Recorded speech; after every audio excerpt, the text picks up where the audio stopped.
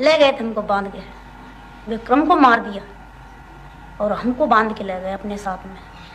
किसी ने नहीं सोचा कि लड़की है या औरत है, इसको छोड़ देना चाहिए, या तो वो लोग हमको मार देते, जिंदा नहीं छोड़ते। हमने कहा था उन लोगों से कि हमको मार दो, परंतु ये पता नहीं है कि हमारे संग में ये दुर्व्यवहार कौन गांव के थे, कहाँ के थे, किसने किया जरूर है, बहुत ज्यादा किया। नाम में फूल, बदन पर बलात्कार, 22 लोगों को मारने वाला पत्थर दिल और नाग पंचमी पर खुद को मारने वाले को खीर खिलाने वाली इंडिया की बैंडिट क्वीन।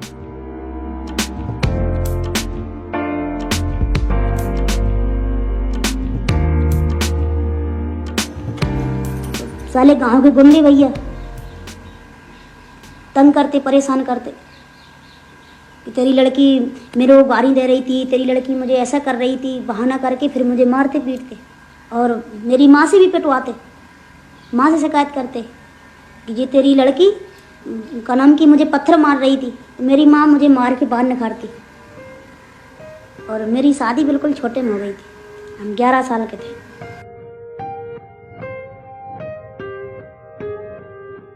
फूलन देवी का जन्म उत्तर प्रदेश के जालौन के घूरा का पुरवा में 10 अगस्त 1963 को हुआ था।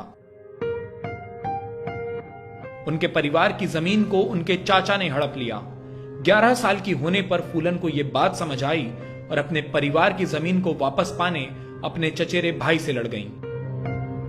फूलन का गुस्सा देखकर उनके घर वालों ने उनकी शादी एक तिगुने उम्र के आदमी से कर दी।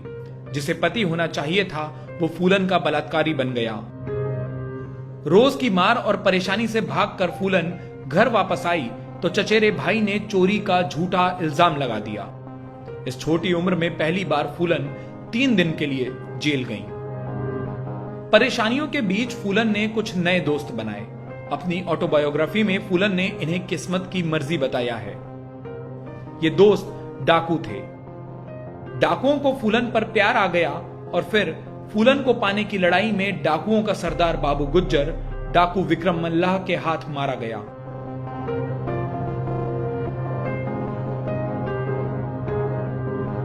बाबू गुज्जर की मौत से गुस्से में आए श्री राम ठाकुर और लाला ठाकुर ने विक्रम और फूलन के गैंग पर हमला कर दिया। विक्रम की हत्या कर दी और फूलन को उठा ले गए। इसके बाद फूलन के साथ जो हुआ उसने फूलन की जिंदगी बदल दी। फूलन के कपड़े फाड़ दिए गए, उन्हें नंगा रखा गया और करीब 3 हफ्ते तक लगातार उनके साथ गैंगरेप होता रहा। सिर्फ 18 साल की उम्र में फूलन ने इतना कुछ सहा। बाद में फूलन ने अपनी ताकत बढ़ाई और 1981 में वो उसी बेहमई गांव में पहुंची जहां उनके साथ ये सब हुआ था। गांव से 22 ठाकुरों को निकाला और सभी की गोली मारकर हत्या कर दी। इसके बाद फूलन देवी बन गई बैंडिट क्वीन। एक अफसोस कि हम एक गरीब परिवार में हम औरत बन के क्यों पैदा हुए। हम अगले जन्म में भले ही जानवर बन जाएं पर इस तरह की औरत नहीं बनना चाहिए। बहुत बस अजीब सा लगता है, वो बातें जो पहले भी याद आती हैं तो मेरे वैसा लगता है थोड़ा। अब तो धरती आसमान का फर्क है। हमने भी सोचा कि इतने बुरे बुरे अत्याचार हुए मेरे साथ तो हम क्यों मर जाएं। जिन्होंने मेरे साथ अत्याचार करा हम क्यों उन्हें बता दें कि अगर किसी के साथ तुम ऐसा करोगे तो तुम्हें भी जवाब मिलेगा। 1983 में प्रधानमंत्री इंदिरा गांधी के फांसी न देने के वादे पर फूलन देवी ने सरेंडर कर दिया। 22 हत्या, 30 डकैती और 18 अपहरण की आरोपी फूलन देवी 11 साल जेल में रही।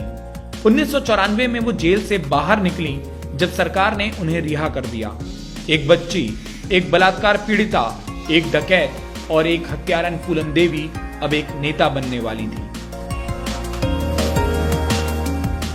उत्तर प्रदेश के मिर्जापुर से 1996 में वो चुनाव जीतकर संसद पहुंची। कभी बिहड़ों में जिंदगी जीने वाली फूलन देवी दिल्ली में सांसद निवास में रहने लगी। अरे बीजेपी के लोगों, अब मेरे कितने क्या उड़ा रहे, मेरे कितने तो 15-16 साल पहले उड़ गए, ये मेरी जिंदगी लुटी। 25 जुलाई 2001 को नागपंचमी के दिन फूलन देवी के बंगले पर शेर सिंह राणा नाम का आदमी आया। बंगले के गेट पर ही शेर सिंह राणा ने फूलन देवी को गोली मार दी। कहा कि भेमई में मारे गए ठाकुरों का बदला लिया है। लेकिन फूलन देवी की मौत के बाद भी उनकी कहानी जिंदा रही। वो शायद उस वक्त की इकलौती डकैत थी जिनके ऊपर फिल्म बनी थी, उनके ऊपर किताबें लिखी गई। कभी हाथ में बंदूक पकड़कर फोटो खिंचाने वाली फूलन देवी एक बंदूक से निकली गोली के कारण ही हमेशा हमेशा के लिए तस्वीरों में रह गईं।